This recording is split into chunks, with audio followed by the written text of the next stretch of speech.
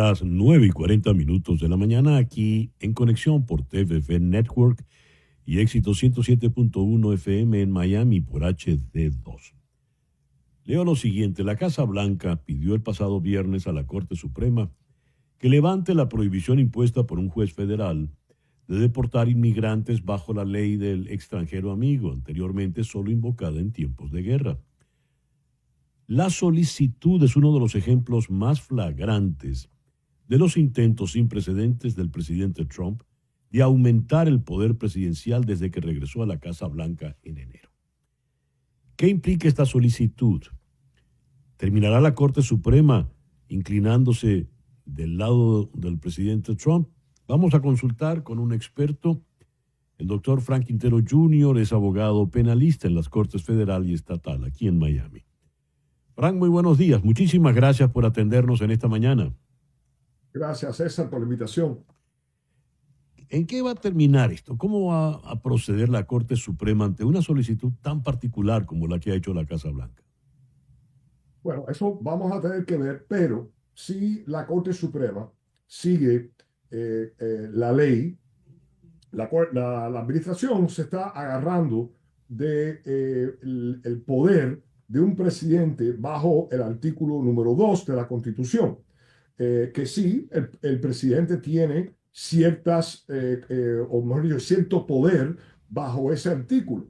El problema es que ese artículo no se ejecuta solo dentro de ese artículo. Tenemos que mirar y tenemos que entender que todos los artículos en la Constitución se interpretan y se ejecutan en conjunto con los otros artículos. Y vamos a empezar y explicarles a nuestros oyentes cuál es el fallo, en mi opinión, de la posición de la administración. ¿Cuál? La administración se está acogiendo de la ley de 1798 que le da el poder a un presidente. ¿Ok? Ahora, esa ley tiene solamente dos bases para poder implementar esa ley. Base número uno, que el Congreso haya declarado o hecho una declaración de guerra en contra de un gobierno extranjero o un país extranjero. Esa es base número uno, algo que no ha pasado. Sí. Base número dos, que el presidente, mejor dicho, que haya una invasión de un gobierno extranjero o un país extranjero que el presidente determine que pueda afectar la seguridad nacional de este país. En este momento no ha habido ninguna prueba que el gobierno de Venezuela o ningún otro gobierno ninguna nación ha creado una invasión dentro de los Estados Unidos. Tenemos que entender que el artículo 2 se tiene que ver en conjunto con el artículo 1.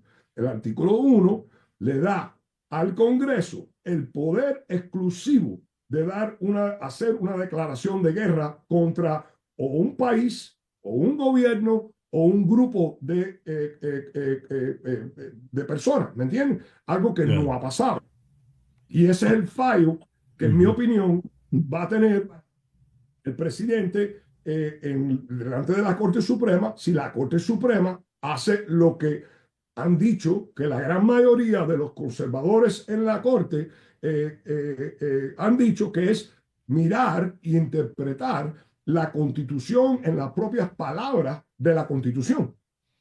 Ahora, ¿qué ocurre políticamente hablando, no solo jurídicamente, sino también políticamente hablando? ¿Qué ocurre si la Corte no le da la razón al presidente Trump y dice el juez federal tiene razón? ¿Qué ocurre entonces? El presidente tiene que buscar otra forma de poder efectuar lo que él quiere hacer. ¿Me entiendes? Y eso va a crear, un dilema constitucional, o es posible que cause un dilema, una crisis constitucional, si el presidente no obedece las órdenes de la Corte Suprema. Ahora, el presidente ha pedido incluso castigo para el juez Boasberg, que fue el que ha procedido de esta manera. Y el juez Roberts, el presidente de la corte, le dijo, no, mire, la judicatura no funciona así.